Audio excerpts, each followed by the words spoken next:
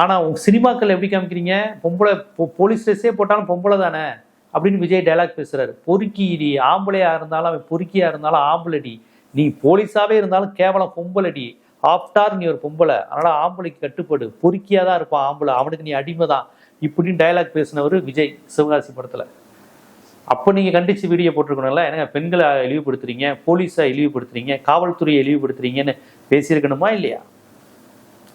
அப்போல்லாம் அமைதியா இருந்துட்டு பொன்ராஜ் சாருக்கு அட்வைஸ் பண்ற அளவுக்கு நீங்க வந்துட்டீங்க பாருங்க. கொடுமை இதெல்லாம், கொடுமை கொடுமை.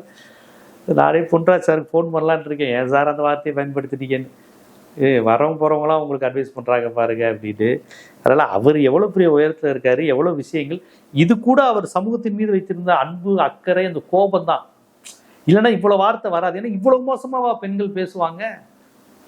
அதையெல்லாம் பார்த்துதான் டெம்ட் ஆகி டென்ஷன் ஆகி என்னடா செய்யறதுன்னு தெரியாம அவர் அந்த வார்த்தையை பயன்படுத்திட்டாரு. அதுக்கு அவர் பதிலும் கொடுத்துருக்காரு. அவரை கொடுத்த பதிலுக்கு பதில் போடுங்களேன் தாடி பாலாஜி.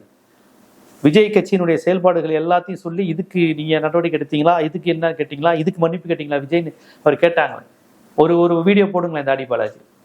கடைசி மீட்டிங்ல கூட ஒரு சின்ன பையன், படிக்கிற பையன், எக்ஸாமுக்கு போகாம உங்க கட்சிக்கு வந்து, இந்த கட்சி ஆரம்பிச்சதுனால எத்தனை பேர் படிப்பை விட்டுருக்கான், எக்ஸாம் எழுதாம வந்திருக்கான், கன்சீவான வயிற்றோட வந்து குழந்தைய கலைச்சு கொண்டிருக்காங்க. இந்த கட்சி ஆரம்பிச்ச ஒரே காரணத்தினால 60 பேர் செத்து போயிருக்கிறான்.